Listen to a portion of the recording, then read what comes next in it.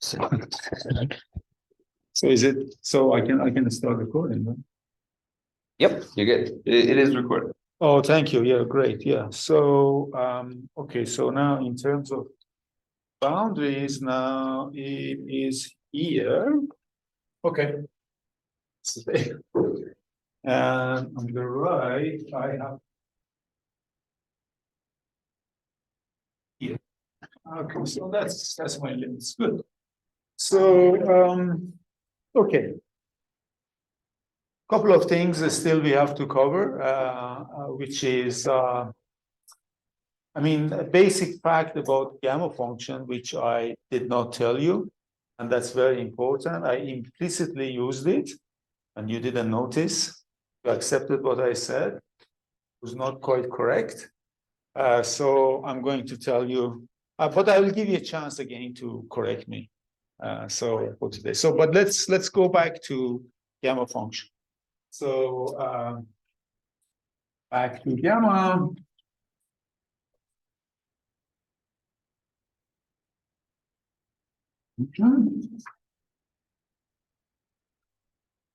Okay, so yeah, we defined, let's recall, we defined gamma function originally by this.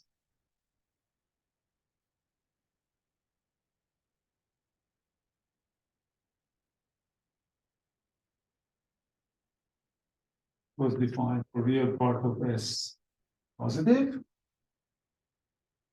Remember, right? And we established the fact that gamma of S plus 1 equals to S gamma of S domain. Then we also established the fact that gamma of N is equal to -1 factorial for all integers getting to 1. And then we extended gamma. So holomorphic extension, analytic continuation, to complex plane minus negative integers and 0. We saw all this.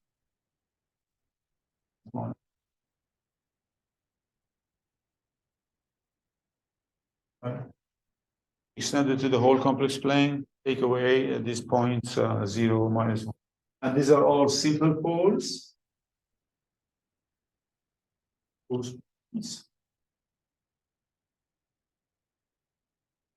And we also computed the residue of gamma at those simple poles. So we saw that residue of gamma S at s equal to -n is equal to -1 to n by n factorial, and that was for n bigger than equal. We saw these things, right? I mean, we proved all of these things. But one thing that I still need is they did one more fact about gamma, which I'm not going to prove. It takes some effort to prove it, and it takes us in a different direction, rather. So, and that's the formula gamma of S, gamma of 1 minus S equals pi over sine of pi S.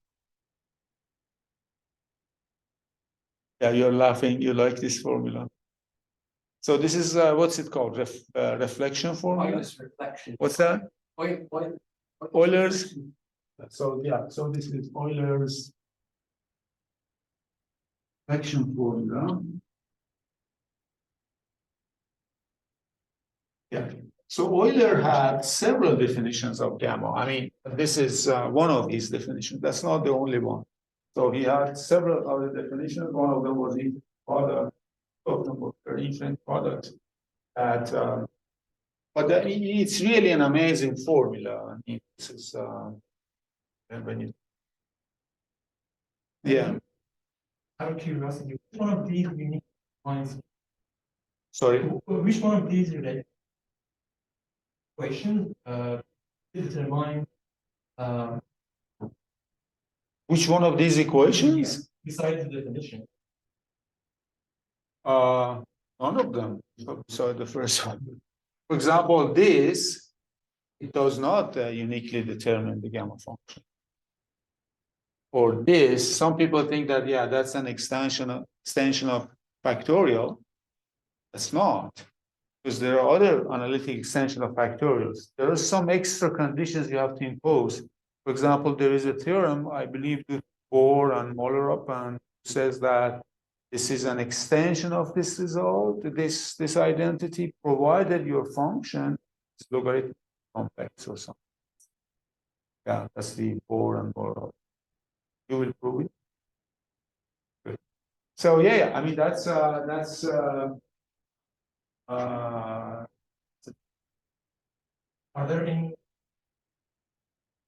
there any relations that you need? well, this one, Okay.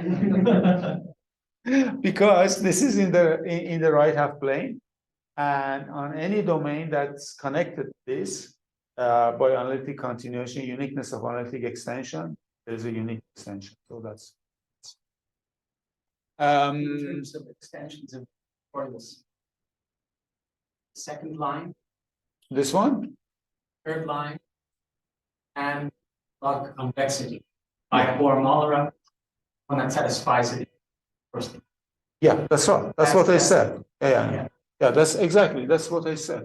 I'm not sure if in the Bohr theorem, Bohr-Moller, they use even this. Do they use this? Yes. Or I thought they use only this one. One above follows from that. Really? No, I mean this is like for all For real. real ones, yeah. Oh, these are for. Well, I'm not sure it follows. If it follows, then why do you assume? Doesn't follow. That's why they assume. I don't think it follows, but I thought it's not needed actually. But very well. Off. Yeah. It's a good idea to discuss this later on. Yeah, that's a good point. Any other questions or comments? No? Good. Yeah, so we have this. Now, a corollary of this, of course, is that the gamma function never vanishes.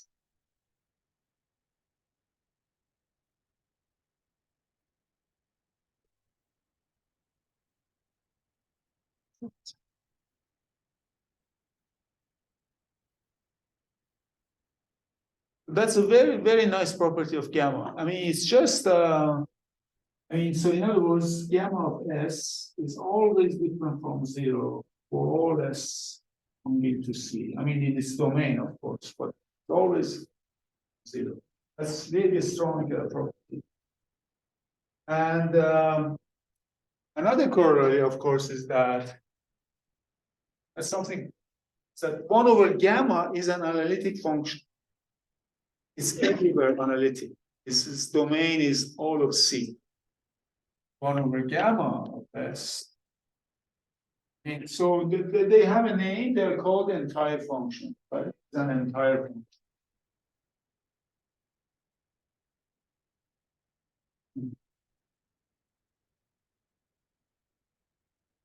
Entire means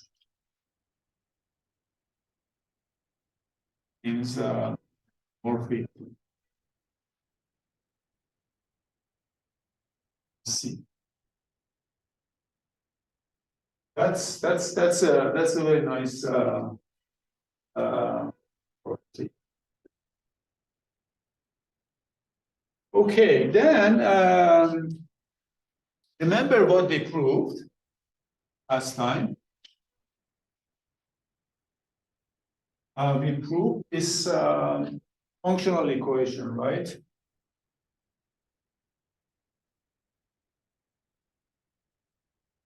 No, I mean, actually before that, we proved that Z of S, by definition, is equal to,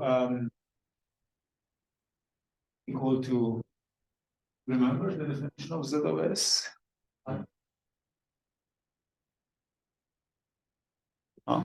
Microphone. Oh, the mic, yes. Yeah, the mic, I should. It's pretty good. Okay, but usually captures, yeah, usually captures.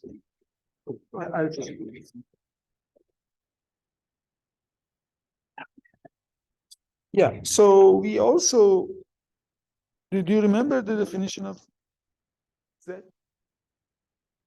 What was it? Y to the power minus S over 2, gamma of S over 2 times zeta of S. Yes, exactly.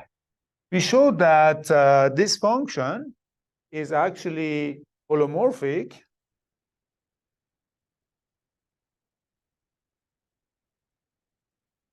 on C except 2 points, which are the 2 points that are 0 and 1. On 0 and 1. We also showed that.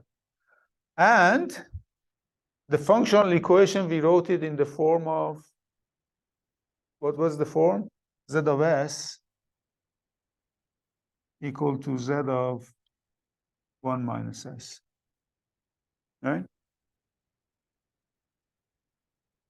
Okay.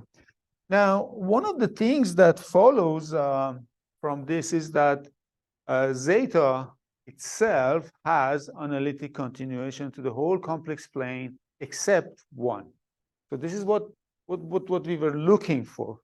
So another corollary is that zeta of S has analytic continuation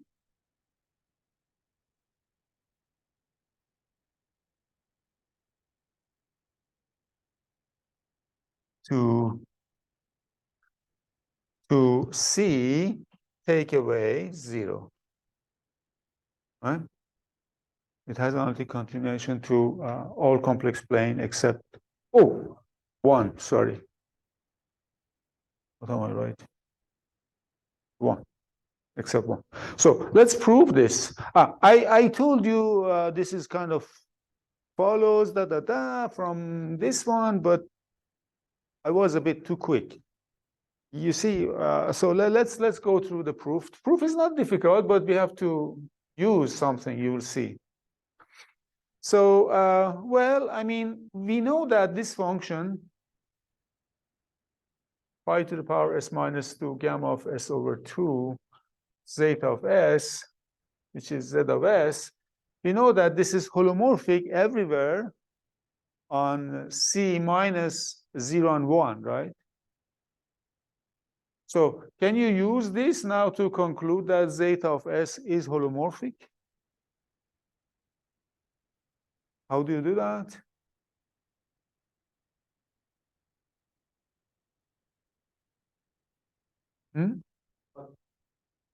Yeah, also 0. Because we want to say that, yeah, but even why is it holomorphic like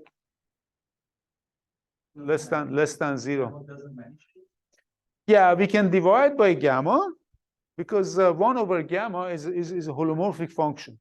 This is holomorphic multiplied by 1 over gamma, which is holomorphic, so you're going to get holomorphic. So basically, and this pi over pi to the power minus S over 2 is totally benign because that's really a nice function. It's just like exponential of S essentially, up to some scale. That's what it is, minus S. Okay, so if you divide this by gamma of S over 2, and then divide by gamma of S over 2, you get that. So this cancels, so you get that pi minus S over 2 zeta of S. So far, you have shown that it's holomorphic in C take away 0 and 1. Because this is holomorphic there, and this is holomorphic everywhere, so this is holomorphic in. So it's holomorphic in C take away 0, 1. But now why is it holomorphic at 0? Because that's an extra bit. I'm saying gamma itself is not holomorphic at 0, but I'm saying zeta is holomorphic at 0. That's important. We have to prove, right? So, yes. Answer? Yeah. What is the answer? Gamma is never 0? Okay. And then what happens? What is the bridge? Sorry.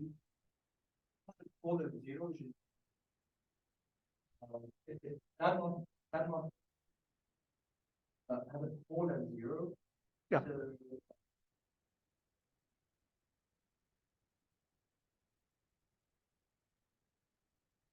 But zeta is. Yeah. The reason is that gamma of S over 2 following gamma of S has a simple pole at S equal to 0, and that cancels with the pole of the top, and then everything is okay. That reduces things. Okay, so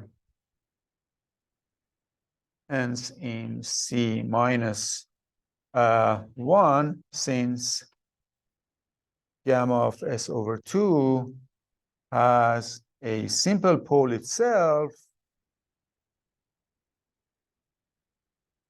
at S equal to 0. You see, I mean, we have to, am I off the grid? Oh, yeah. I've gone off the grid here. So this is not there. Okay, so I will write it again. So that's just... All right, so you see, there's a little bit of intricacy here. It's not too bad, but just I just wanted you to pay attention. That's all I want. It's not totally. Yeah, but we use the big fact that the gamma is never 0. And as a result, 1 over gamma actually is holomorphic everywhere. And it has 2 zeros. Where are the zeros of 1 over gamma? As 0 and 1. 1 over gamma has 2 zeros at 0 and 1. Because gamma has poles. So 1 over gamma has zeros at 0 and 1. These are simple zeros, right? Hmm?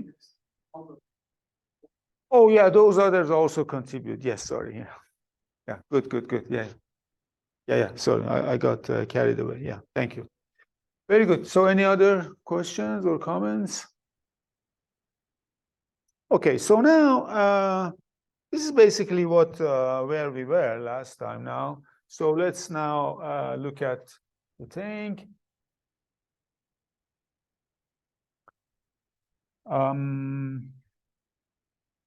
Right.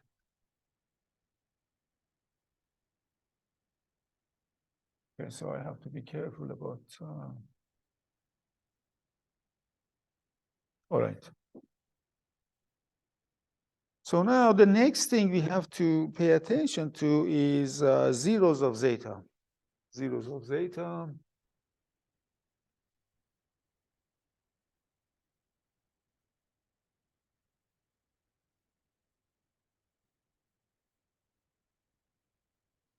Okay. Question? Yeah. No, I'm not proving it. It will take some some extra work. It's not.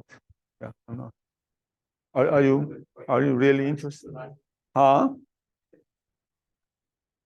Yeah, using Euler's formula, infinite product formula.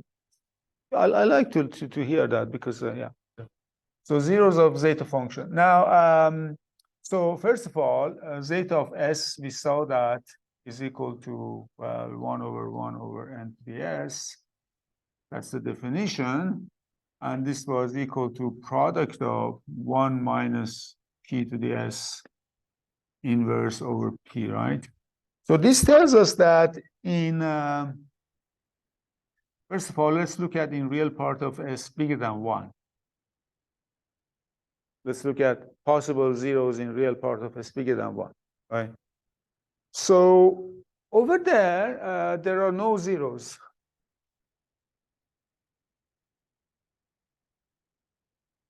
So you are here, in other words, this is 1, this is 0.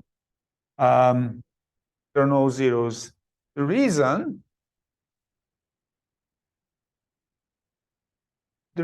is this expansion, is this infinite product, not expansion, I'm saying.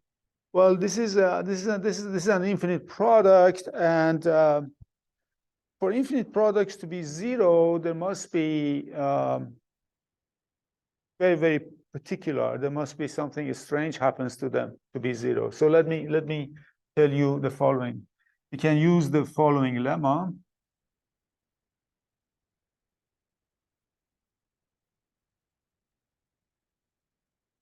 Or actually, I call it exercise or assignment. Oh, exercise. So the exercise is this.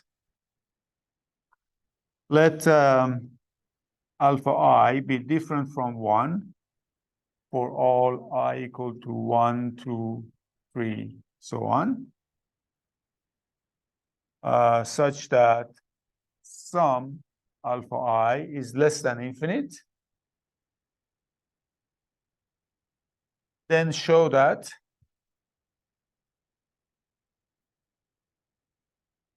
the infinite product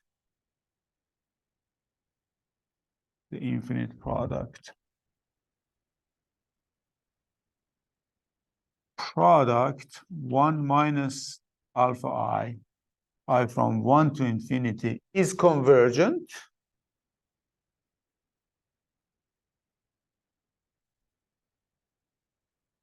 So it's clear how we define infinite products. Like we just take finite number of terms and then multiply and then let n go to infinity, right? That's the natural definition of infinite product.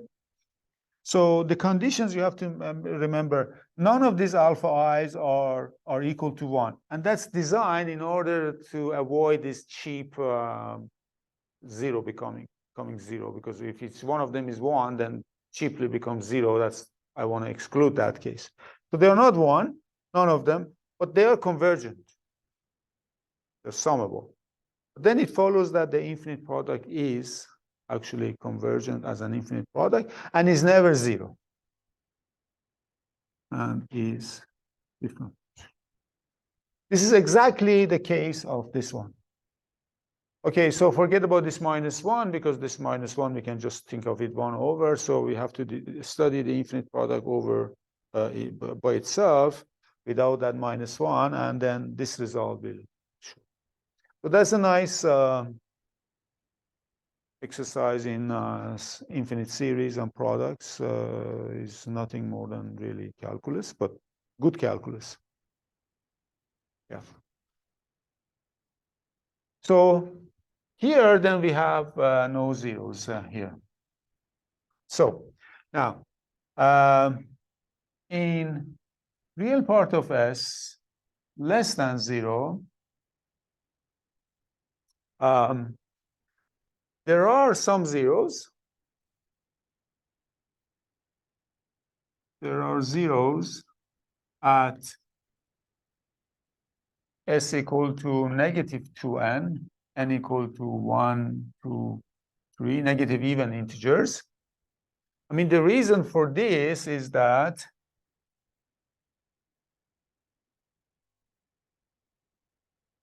the reason for this is that we know that this function z of s equal to pi to the power minus s over 2, gamma of s over 2, zeta of s, right? This function is holomorphic, right? In real part of s less than 0.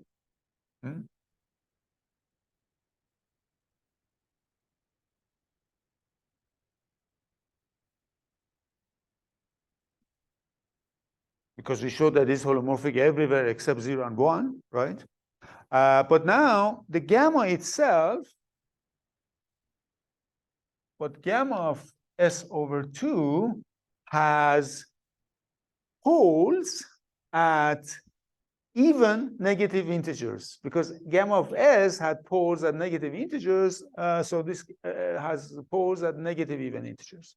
Has poles at s equal to -2n. So for the product to be holomorphic, zeta must have zeros at those points. So for the product to be holomorphic,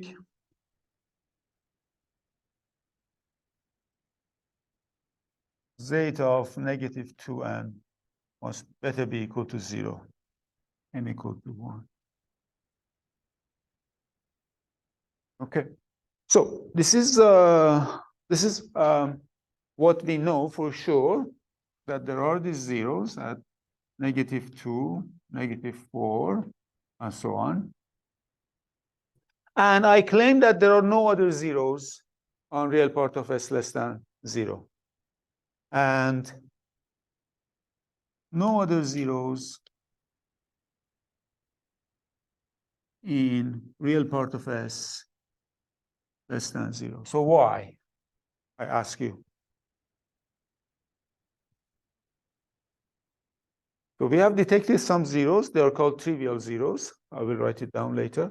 But I'm claiming there are no other zeros here in real part of s less than 0. Why?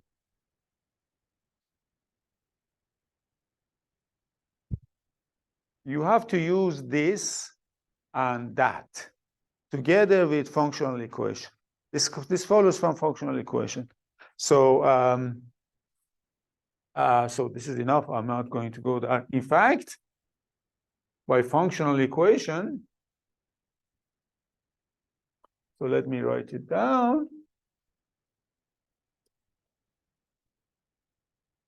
Use the functional equation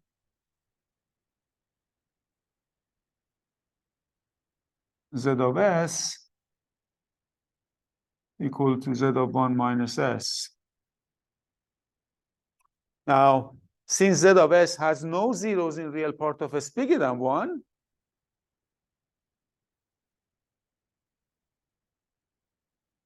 has no zeros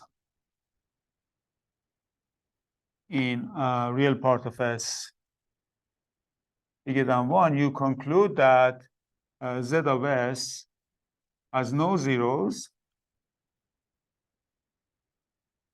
in real part of s less than 0, because that's the transformation sends that to that area to that area. Right? Okay, so, and that's it. Because if you look at this product,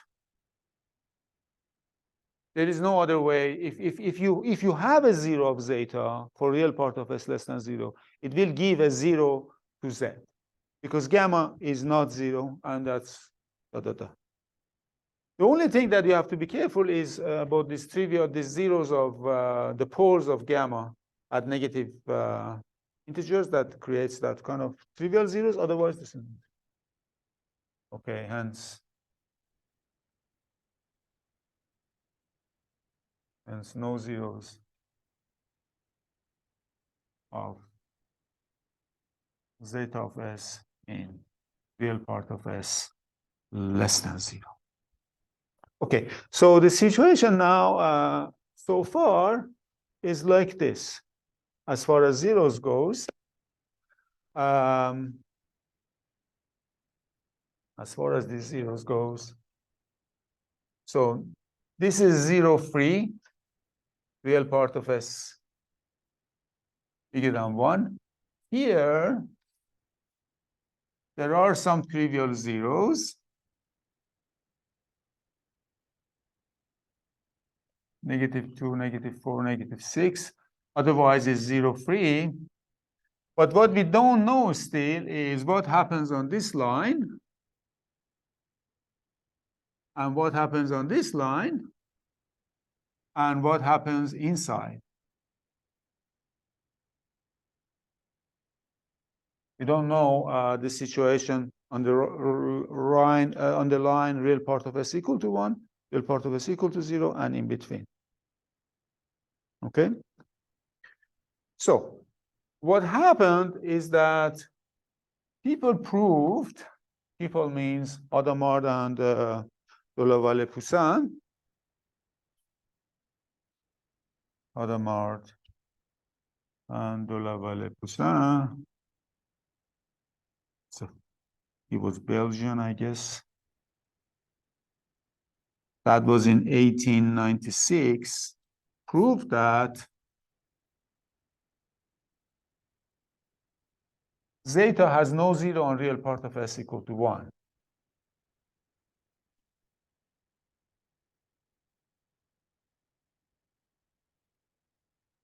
And they knew that if they could prove that, prime number theorem would follow from that.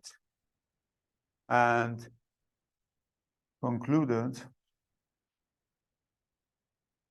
So this is more or less equivalent to prime number theorem, and concluded the prime number theorem.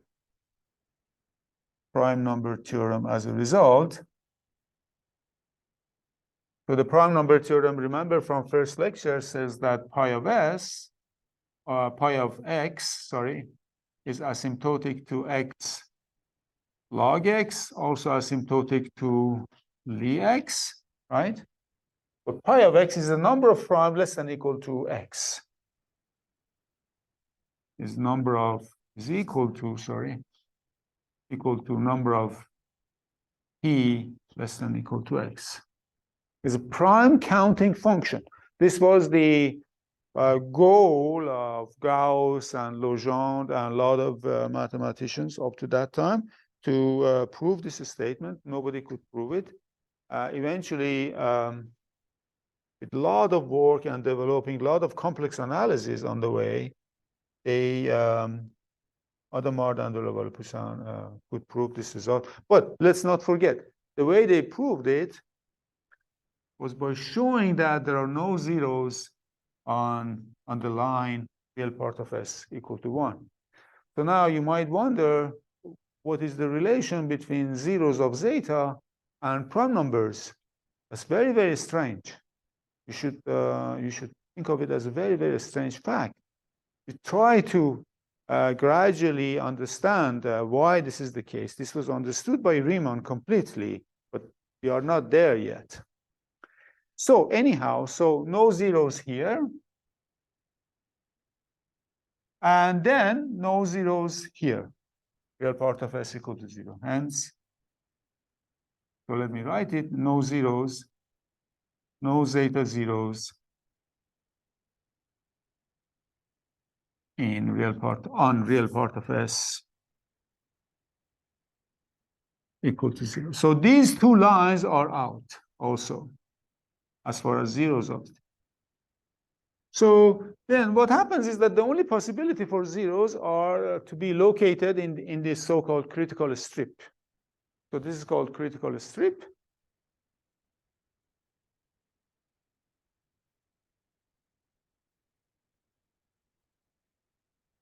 If there are any zeros of zeta, it's going to be here, except for the trivial zeros, which are, that are there.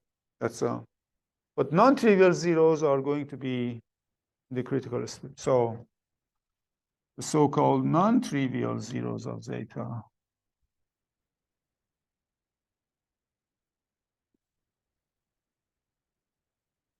should all be in real part of S less than 1, bigger than 0. Okay. So we proved all of these things except the line real part of S equal to 1 and real part of S equal to 0, which is the big result of Poisson, and you will give a report on that. So you'll give as part of presentation is to give a report on that. Yes.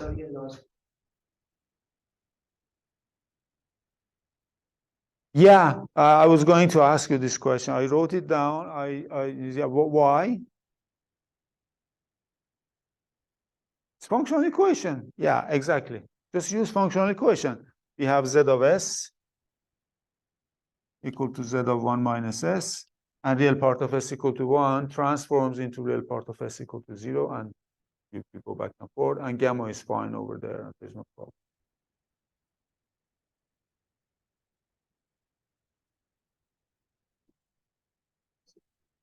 Yeah, it just follows, and functional equation. Yeah, it's functional equation.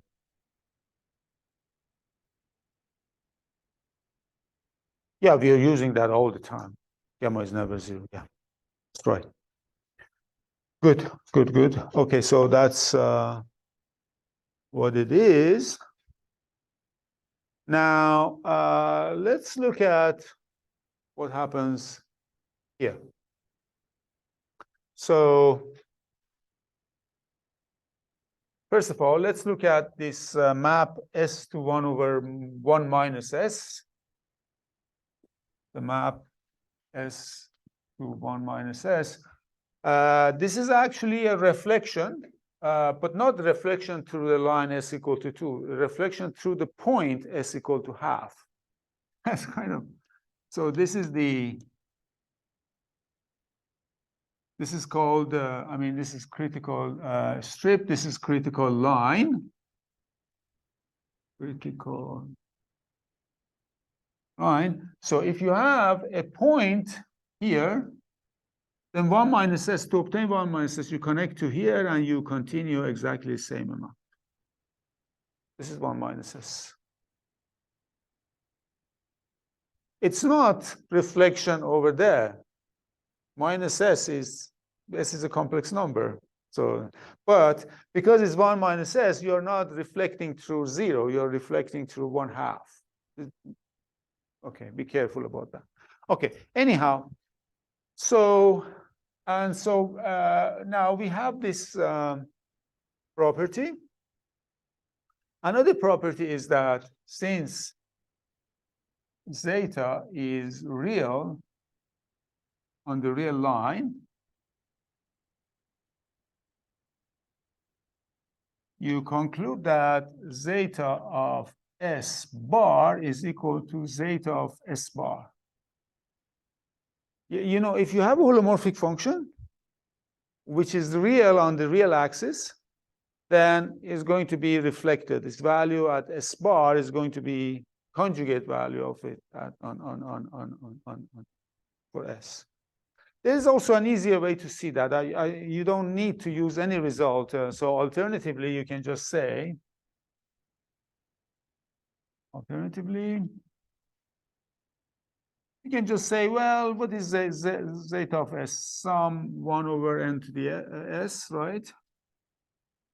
If you want to conjugate it, you conjugate this, and then conjugation goes inside because it's an additive function, conjugation. So it's sum n from 1 to infinity, and then you get 1 over n to the S bar, and that's zeta of S bar.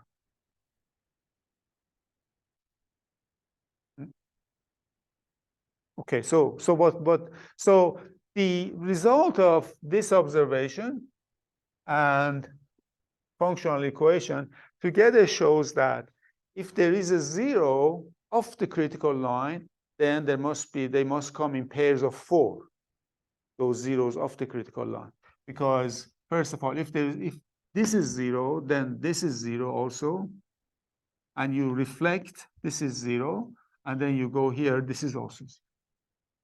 So zeros of the critical line come in 4 tuples.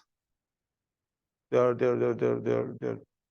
each of them is a multiple of 4. I don't want to say multiple of 4, but so let me write it here. Zeros of the critical line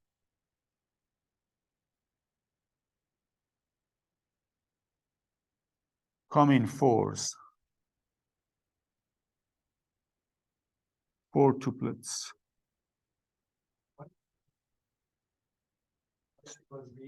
Sorry. On the real line? On the real line. Oh yeah, except real line. Yeah. Right. Okay, so let me make an exception. But zeros, oh, by the way, I mean, here there are no zeros. We know that there are no zeros here.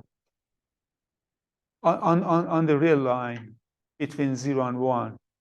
Do we know that? From what we know.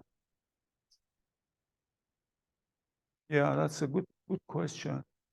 We know that this is not. Yes, it is known. It is known, It is. definitely known. Yeah. Yeah. Yeah. Just to be cautious, I make that exemption, but I believe there are no zeros on the real line.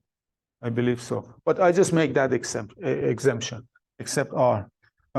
Zeros on the critical line come in pairs of come in pairs. Zeros on the critical line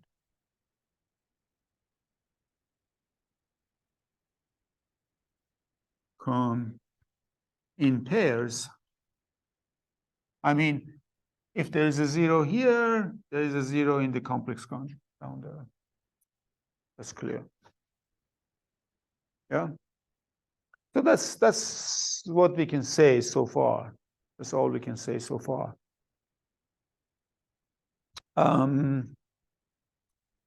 So any questions? Let's just stop a little bit. Yeah. And another topology of Just see. another topology of the zeros. About what? Yeah. You want open set. You want a strip. No. Okay. So first of all, this is a holomorphic function here. Okay. So the set of zeros form a discrete subset. So they cannot have any condensation points because that would imply that the function is identically equal to zero. Now, the question is, we don't know. I haven't proved that even there is one zero in the critical strip. I haven't proved that yet. Right? This is something I owe you. Another thing is that there may be just finite number of zeros or infinite. And the location of them is very important. So now, let me, is that you? Okay, but then, okay, there is a long story here to be told after work of Riemann. People try to investigate this question, and they proved a lot of different things. So, but let me just go in a systematic way. What Riemann said was this. This is Riemann hypothesis, which of course everybody knows what it is, but nobody understands why this is important. You just, everybody recites this. You ask people, they tell you, oh yeah, this is 1 million. So what? This is nonsense. What's the importance? Where it comes from? Why it was suggested to them? Nobody knows, except experts. So you're lucky to know it eventually. So Riemann hypothesis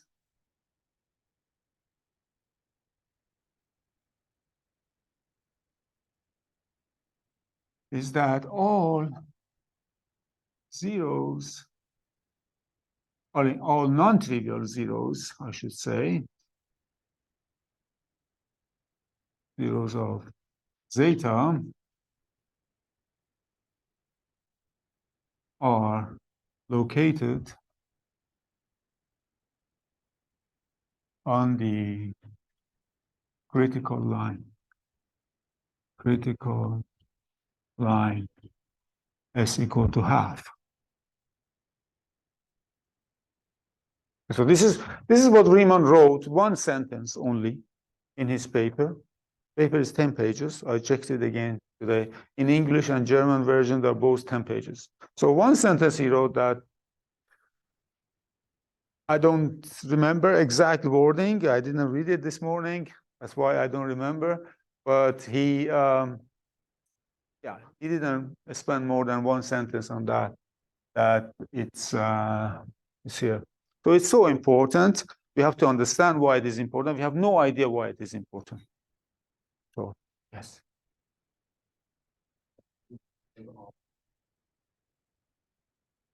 More than 10 billion. More than 10 billion zeros have been found, and they're all on the critical line. I read something more than 10 to the power 60, but I just don't know. I just can't confirm that. But 10 billion, I'm pretty sure has been done, verified completely. They're on the critical line, yes. Okay, so this is now we have to understand why this is important. Gradually, we will understand it. This is one of Hilbert's famous problems, set of problems of how many problems? 23, 20, 23. Yeah, which problem was that? Is it problem 1?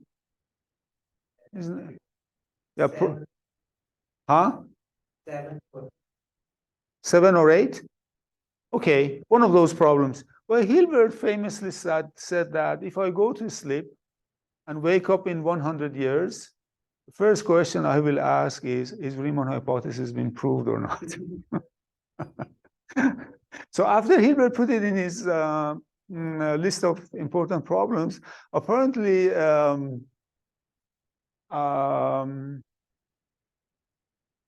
who was Hardy's collaborator? Littlewood, yeah, Littlewood, yeah. Littlewood's supervisor gave it to him as a thesis problem.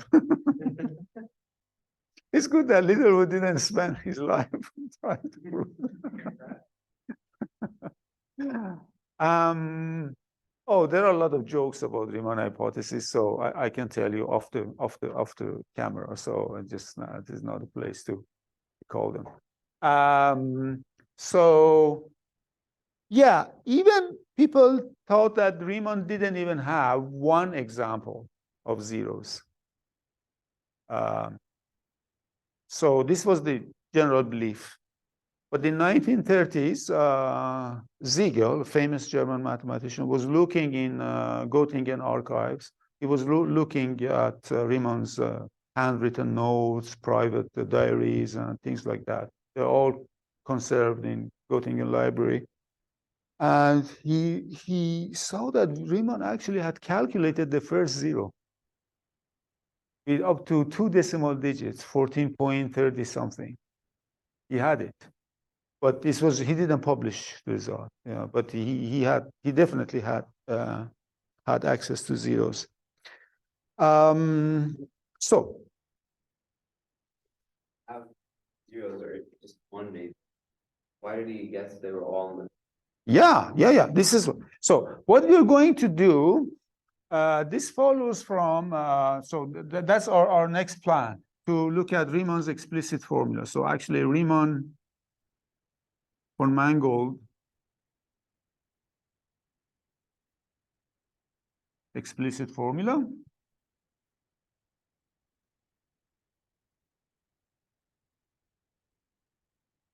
So this is a very interesting formula. It in essence, it does the following thing. There are 2 sides to the formula.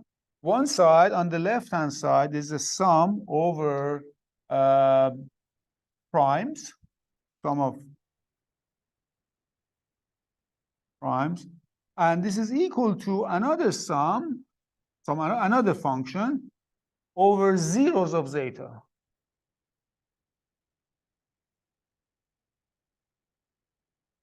So now let's rho zeros in the critical strip.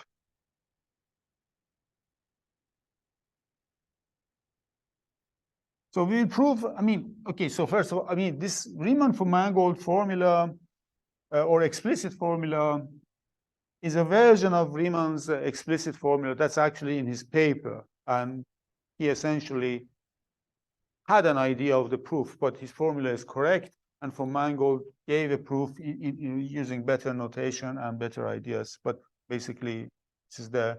But what I want you to remember right now is that there is an equation like this. There are 2 infinite sums. On the left-hand side, you're summing this strange function f, which I didn't tell you what it is.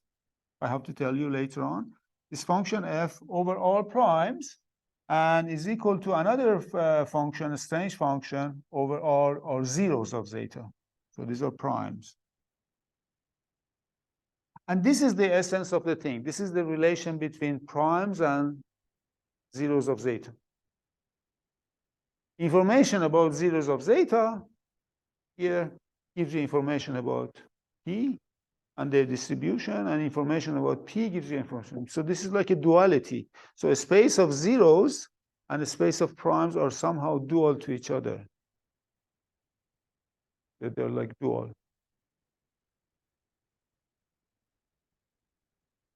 Critical strip. Critical strip. Yeah, because we don't know.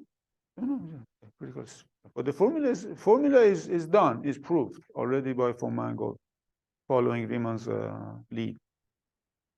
And this is the formula, by the way, that essentially some elaborate version of that and some more work, Hadamard and Poisson proved in order on the way towards proving the prime number theorem. That's what they did. They showed that there are no zeros on the critical, on the line real part of S equal to 1, and then so you will show that. You will convince us that this is true. Sounds good? Yeah, very good. Okay, so now we are going to take a break. So actually, I'm going to take a break from this because I still owe you something. What I owe you? Huh? Adamar? No, I'm not. Something about what? No, gamma function. The reflection property. I thought that Reed is going to prove for us. He's going to show us in the break. No. No, in the last lecture, I assumed something. What did I assume? I used a very strong property in the last lecture of theta function. Yeah. Huh? Functional equation for theta. Right. So that's what I have to prove. I told you I will prove because it uses some strong, very powerful ideas about Poisson summation formula, which is a kind of simpler version of this sort of things, as we'll see. So I will prove that, and then I will prove the modularity of the theta function. And then next week, we'll go to proof of Riemann von Mangold explicit formula. And then you have an advantage over most other people that never ever in their life they will understand why Riemann hypothesis matters and where it comes from, how it was suggested to Riemann. So you will be among a few privileged souls. So that's okay. So on this note, I should close the thing. Yeah, it's recording. Says, yeah, okay. Okay, so as I promised, so I still have to do this Poisson summation formula.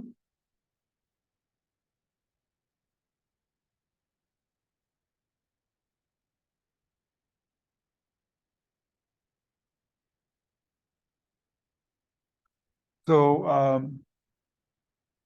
so the theorem is that let F from R to C is smooth. Really, you don't need C infinity. I think C2 is enough, or C1 is enough. But I don't. For our users we have in mind, it doesn't matter. It's smooth and rapidly decreasing, and fast. I say fast decreasing.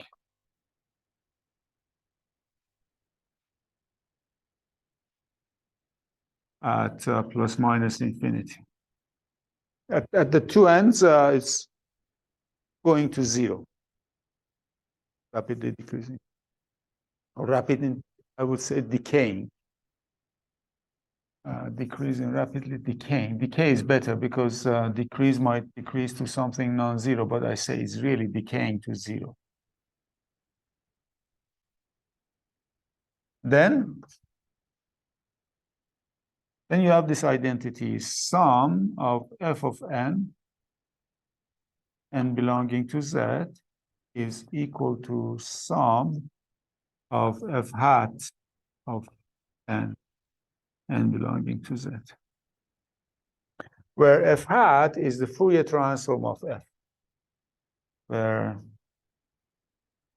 f hat is equal to Fourier transform of f defined by, so let me just define it.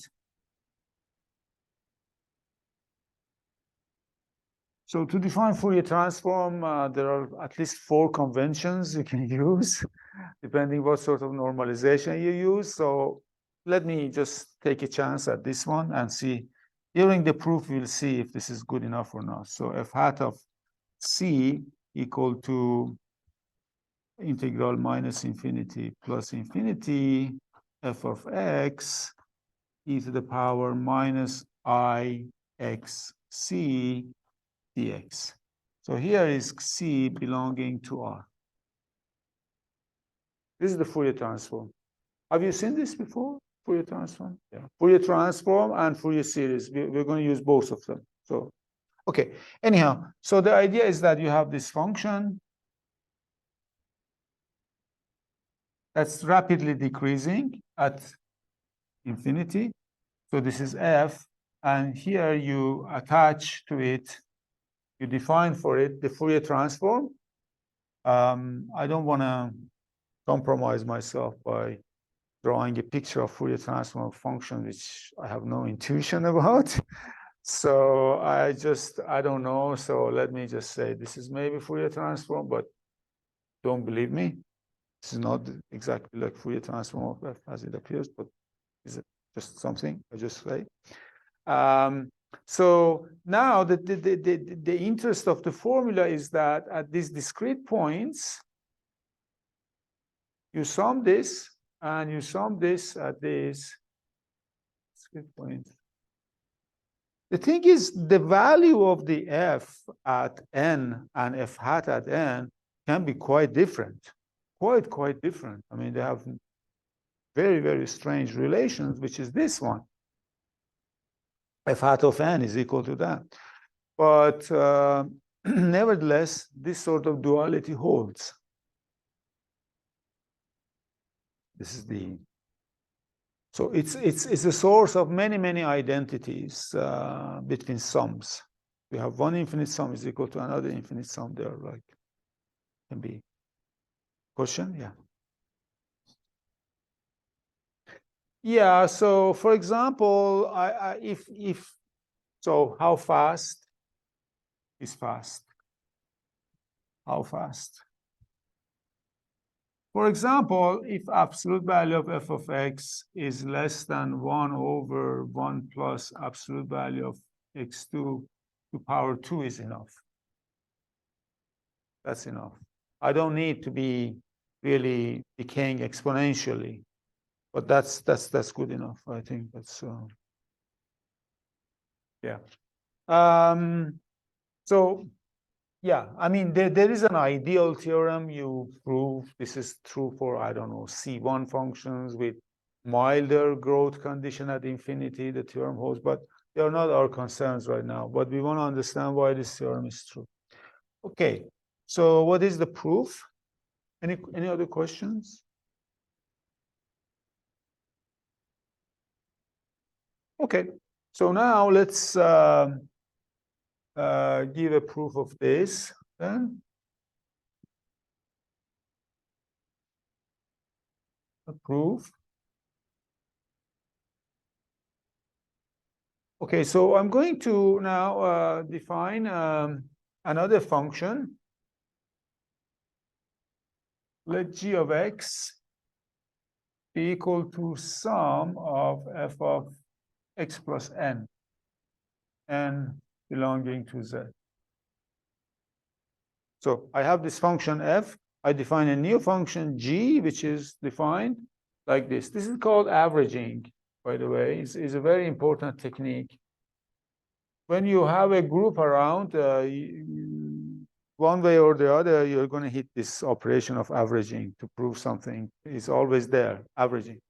Now, what is the property of this function? What is the, okay, so this growth condition enables you to say that this is convergent and smooth and all these things are satisfied for this one. So this is convergent. But what is the basic property of this function? What did we achieve by summing over all integers? Huh? In what sense? What does that mean? I mean, it doesn't vary by adding one side. It's shift invariant. Yeah. So that's maybe, I think that's what you had in mind also. So it has the property that g of x plus 1 is equal to g of x, right? That's for all x. So in other words, this function is periodic of period 1, right? So g is periodic of period 1. Okay, now for periodic functions, there is something very interesting that is a Fourier series. So now use Fourier series of periodic functions. So what is the Fourier series? So Fourier series, you see, it is a different type of thing. You have a periodic function, you attach a sequence of numbers to it, right? So this is like g hat of, say, n is by definition equal to integral from 0 to 1 g of x e to the power negative 2 pi I n x dx, right?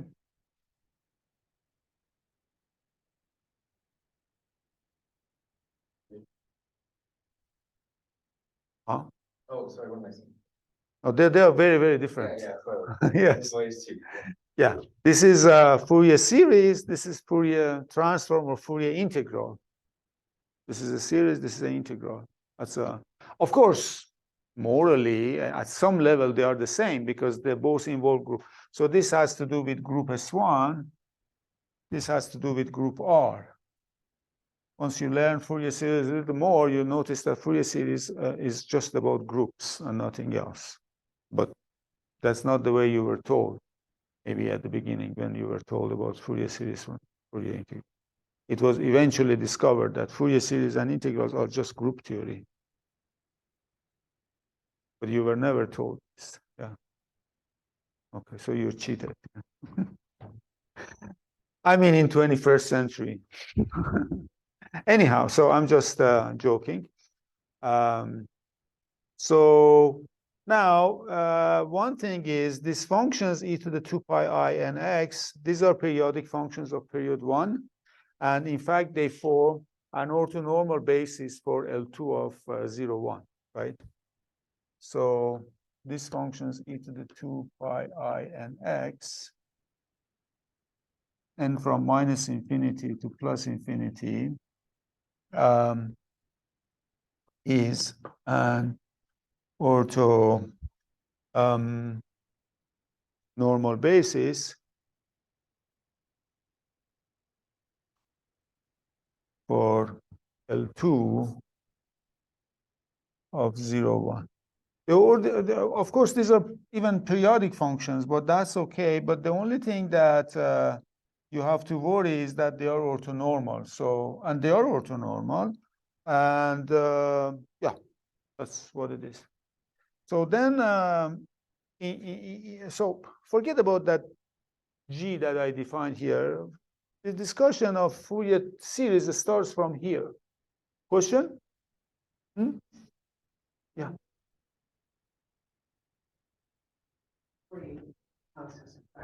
Yeah. It's just appalling that this Fourier series was heat because the step from negative pi. Yeah. Oh, yeah. Exactly, yes. Yeah, you can parameterize it over interval a and b even, and then you relate that to also S1. Yeah, and also you can parameterize it over circles of different radii, but that's fine. Yeah. Those are different versions of the thing, but you have to be careful so that not to fall in the traps. There are some issues with the scales of the things and stuff. Anyhow, so we have that so far. So, but then what was the main thing? We saw that you can write the function in terms of its Fourier series, right? Then g of x is equal to sum g hat of n e to the power 2 pi I n x, right? From 0, so m belonging to z. So this is the example of what's it called Fourier inversion. So you do the Fourier transform, and you can recover the function from its Fourier transform. Okay, not Fourier transform, Fourier series. This is the. So of course, for this to be true, now what the question is the meaning of equality. I mean, in this case, equality really literally means pointwise convergence if you assume G is C1, for example. E.g., for G belonging to C1 of 0, 1 and periodic, the convergence is pointwise.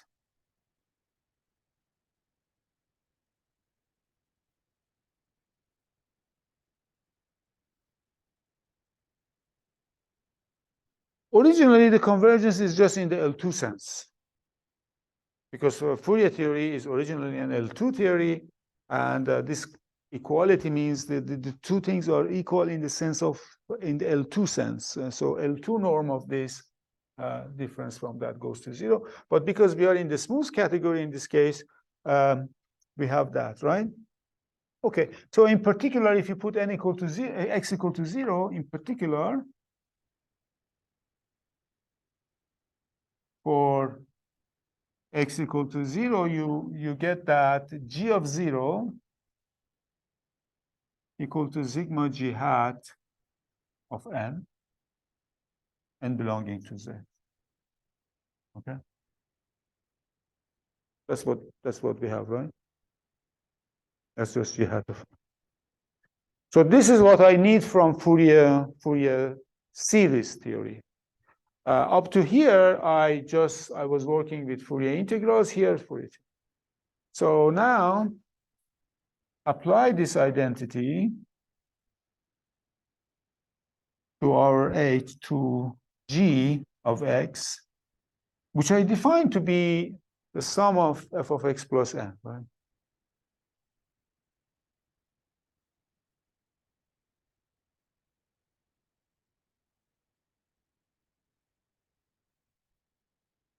Okay, so first of all, what is g of 0? What is g of 0?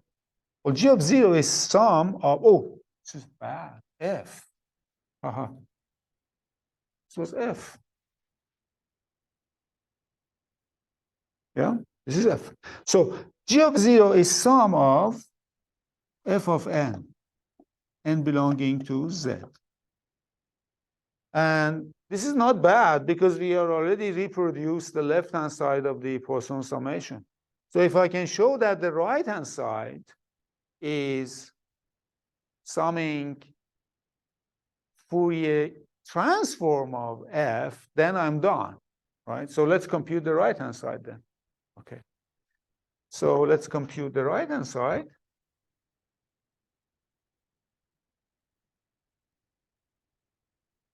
So next, compute this one, g hat of n, right? And belonging to z.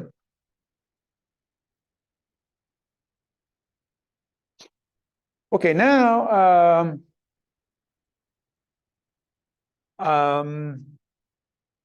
well, let's see. G hat of n is equal to integral from 0 to 1 g of x, right?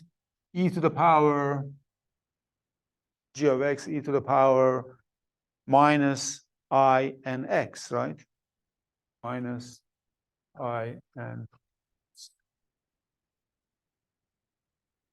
now I noticed that, okay, so this curse of conventions now got me. So my definition of Fourier transform was bad. I should have chosen, so correct.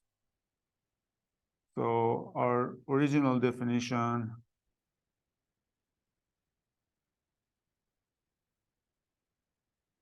of Fourier transform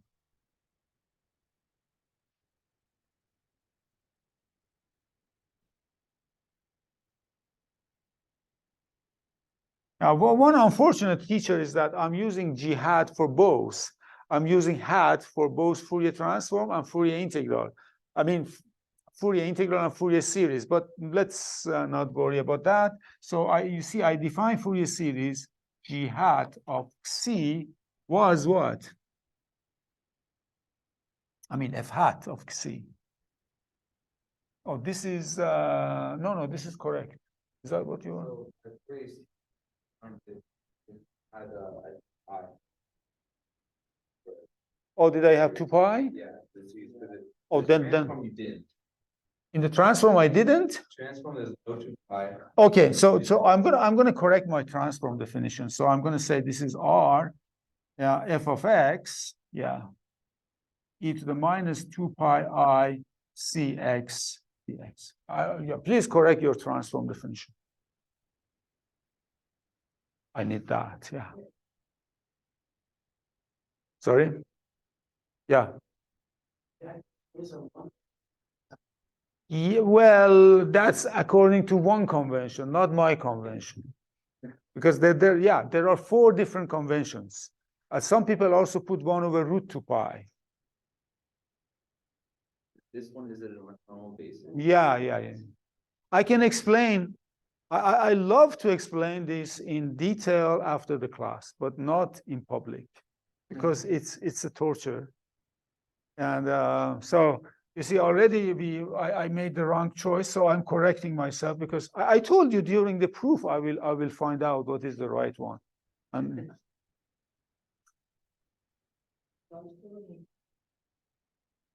what? Here? G hat of n, this is the Fourier series of G, which is this one. So I'm just, no.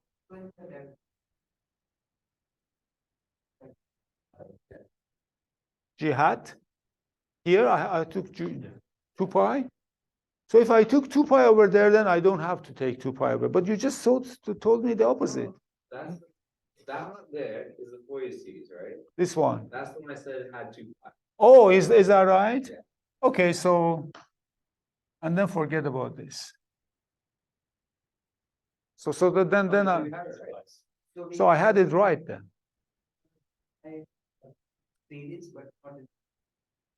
Yeah. No. We should have 2 pi in both, or we should not have 2 pi in both. They should be.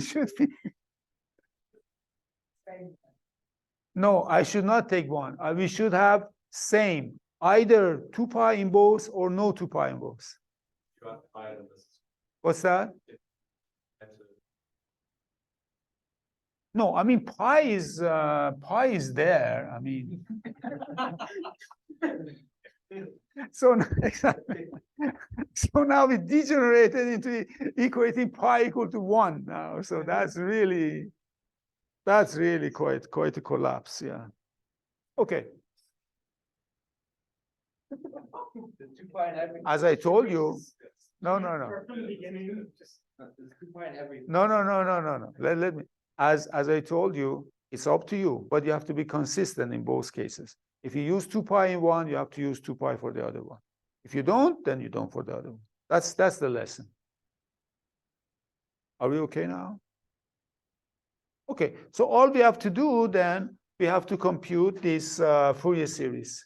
And then you can I just leave it to you now. So because now you have practiced enough. So compute the Fourier series of g of x equal to, sum f of x plus n, right? N belonging to z. You get what? You get g hat of n. Well, according to our formula, our good old formula here is integral 0 to 1 g of x e to the minus 2 pi I n x dx, right? But this g is a sum, is an infinite sum, right? This g is an infinite sum. So I just continue over here.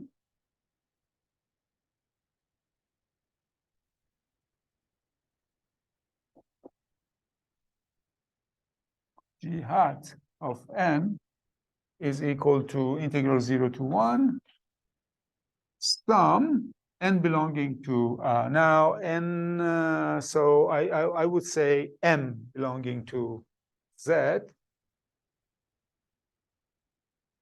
g, oh sorry, f of x plus m, yes, okay, and then you multiply to e to the power minus 2 pi I n x dx. You're with me now? Okay. Now we are going to switch this summation with that, and then this turns out to be an integral, because you see this m shifts interval 0, 1 to 1, 2 to 2, 3 to 3, 4, and also backward. So you're covering the whole real line as a result. So this is integral minus infinity to plus infinity f of x e to the power negative 2 pi I n.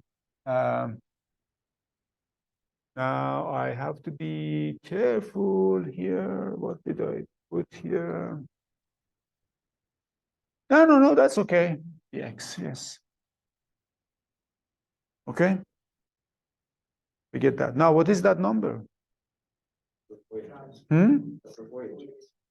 That's exactly the value of the Fourier transform at n, right? This is equal to g hat. I mean, this is f hat of n now. Okay, so sub this into the original formula.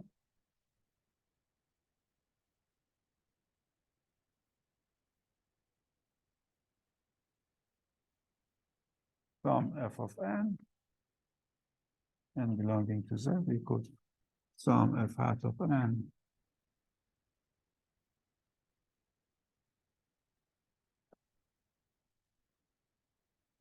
So I didn't even leave it to you. So I made a mistake. I should have left it to you so that you would struggle a little bit and you would learn better, but that's okay.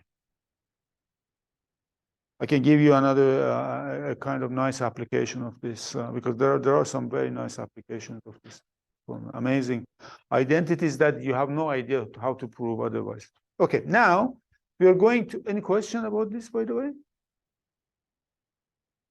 Okay.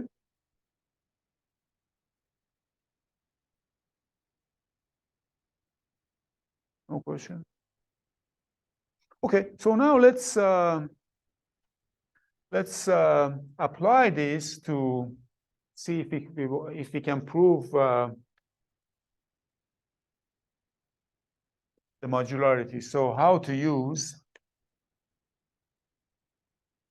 the Poisson summation formula, prove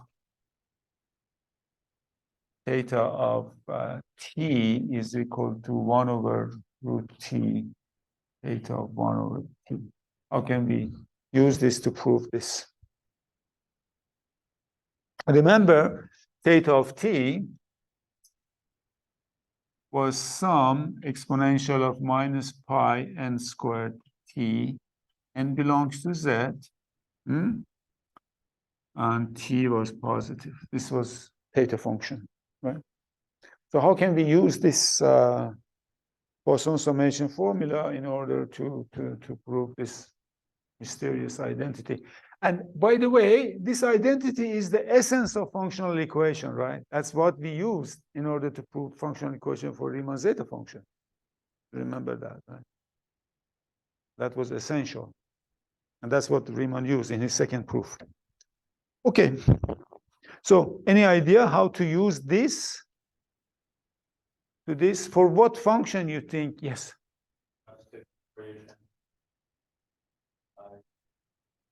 Yeah. So yeah, we're going to apply exactly. We are going to apply this for the function f of x equal to minus pi n squared x squared. I mean, so yeah. So let me write it down. So apply Poisson summation formula to f of x equal to e to the minus. So I'm going to be very general. I just write it as a x squared, for example, because I'll tell you why I need that. Just a, and of course a is positive, right? And this satisfies all the conditions. It is rapid decay at infinity, is C infinity, and it has all nice properties. So the only thing that we don't know is what is this Fourier transform. F hat of x is equal to what? Do you know what is the Fourier transform of this guy? Well, I mean, did you take Fourier analysis? What's that? Some constant times itself, but there is some difference. There is some big thing. Something funny happens to A. A goes in the denominator. A goes down. You see, this is again another duality. So because this A is related to, in probability theory, is related to variance of the probability distribution. So the variance gets inverted when you do the Fourier transform. Okay, so how do we prove this? How can we prove such a thing? Let's just compute Fourier transform of this. Okay, first of all, let's compute this integral. What is this integral? E to the minus a x squared dx. Well, I tell you, what is it? Do you remember? Every math student should know this.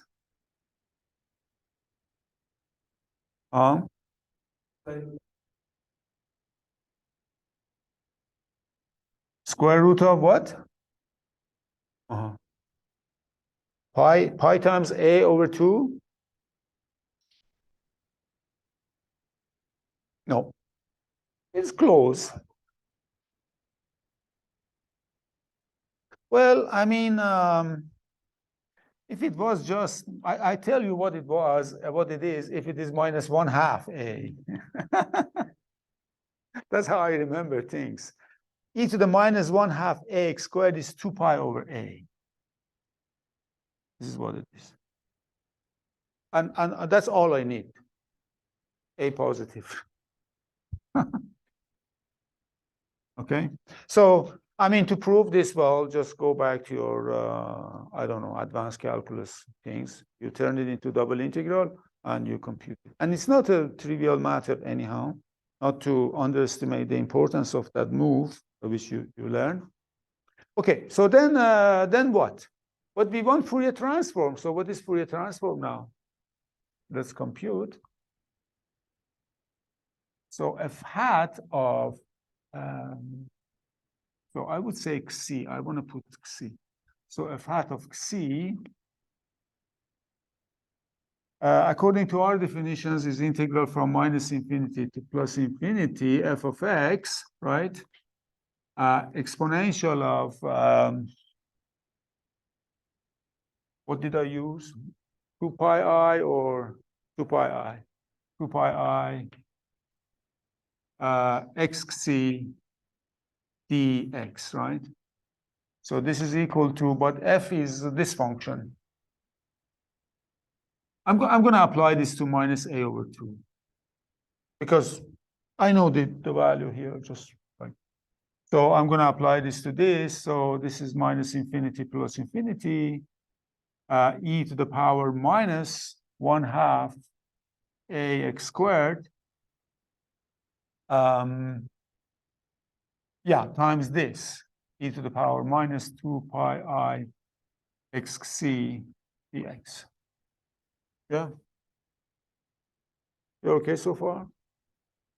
Okay, so how do you calculate this integral using this knowledge?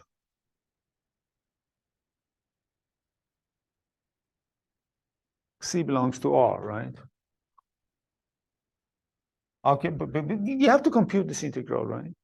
This is the Fourier transform. How can we compute this using this?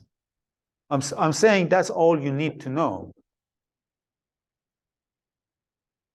Just completing the square. Yeah, let's complete the square and let's not make mistakes. So minus infinity plus infinity exponential of minus 1/2. Yeah, so a x squared. What I'm going to write here is, oh gosh, no, a is going to be x. So yeah, c. What factor of c I should put here?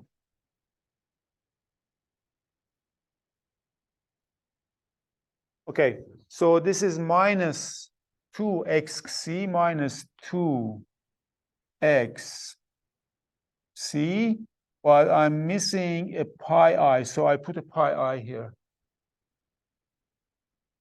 Then I'm okay, right? But then I have to subtract this. But if I subtract this, what is it? This is c squared. No. I made a mistake here. There's no, yeah, no, that's okay. Sorry?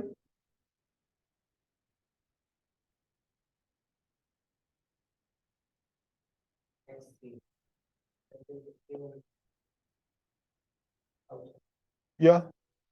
I will take care of that.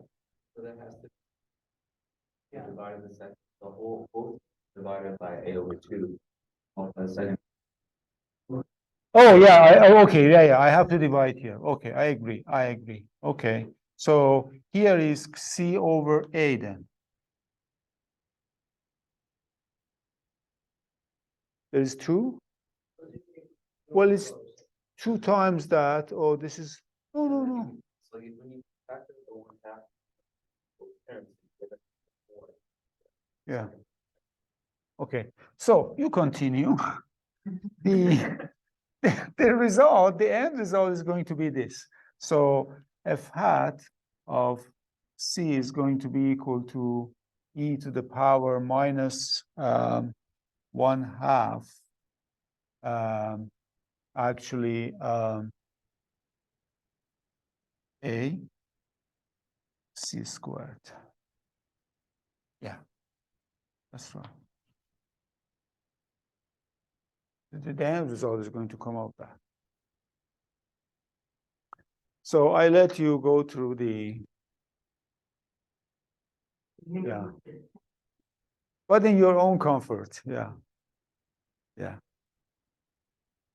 Okay, so f hat of c is equal to e to the minus 1 over 2a c squared. Yeah, the effect is that a has gone down, gone from up down. This is important move. This is very important. Okay, now let's apply this to our function.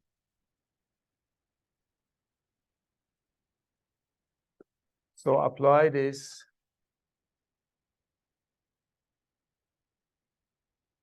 to theta function.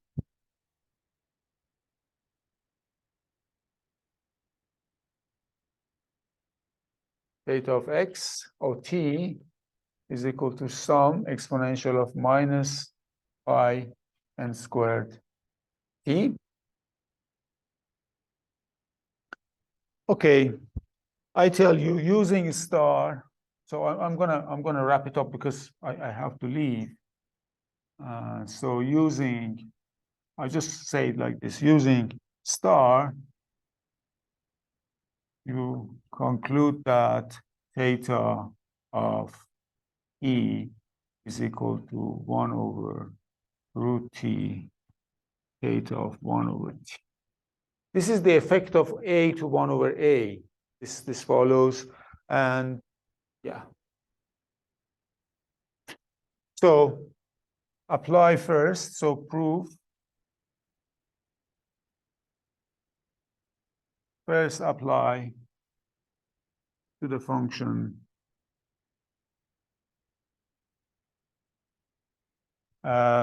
g of t, I mean g of x, I would say, equal to e to the minus pi x squared t. Let's apply this to this function. I mean, in this case, okay, so I can write it as e to the minus 1/2 a x squared, where a is just equal to 2 pi t.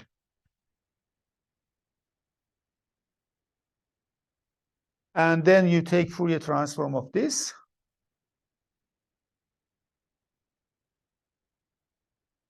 You take Fourier transform of this, g hat of x.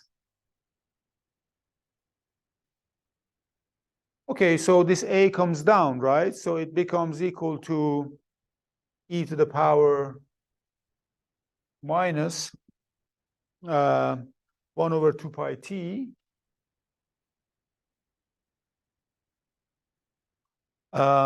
Then x squared, or I mean, at c equal to c squared pi t. So, oh, there is some, no, that's okay. There's this one. And if you think about it, you're done, because now you see this is essentially theta of 1 over t, and that one, the sum is theta of t. And then where this 1 over root t comes, yeah.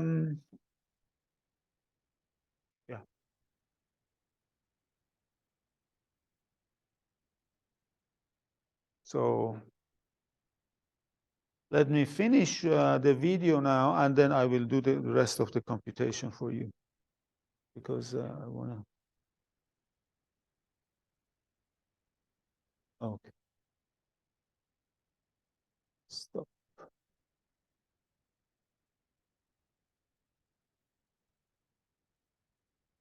Okay. So